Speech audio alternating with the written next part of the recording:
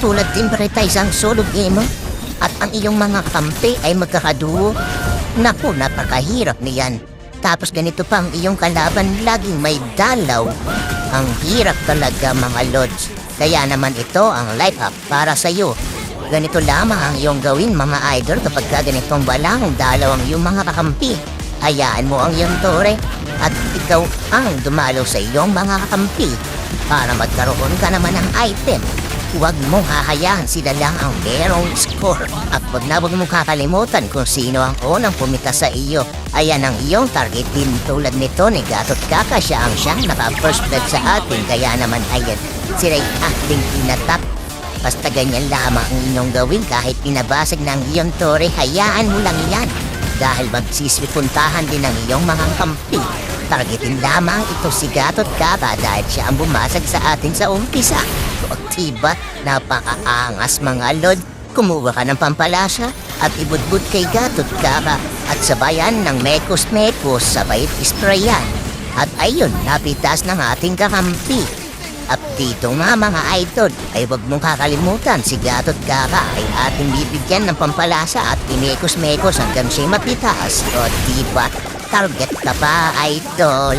At ayan, tayo tinatarget din nito ng kanyang kakampi. Kaya naman ayan, budbura ng pampalasa, pitas din ang kanyang kampi.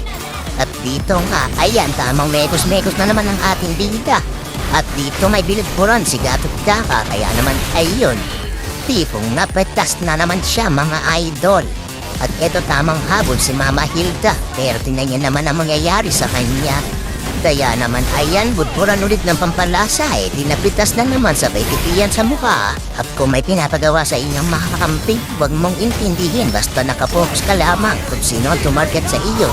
At ayun, napitas na naman natin yan si Hilda. At dito nga ay ating budpuran muli ng asin si Gatot Kaka at sabay mikos-mikosin. Kaya naman ayan, siya'y luto na, kaya naman nilitid din ng hiyanta. O diba pitas na naman si Gatot Kaka. Napakaangas.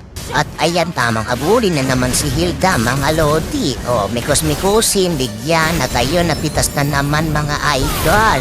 O diba nakapag-godlike pa yung ating bida. Kaya naman dito sinabihan ko na yung ating mga kakampi na tapusin na ang paghihirap ng ating mga kalaban at tangking.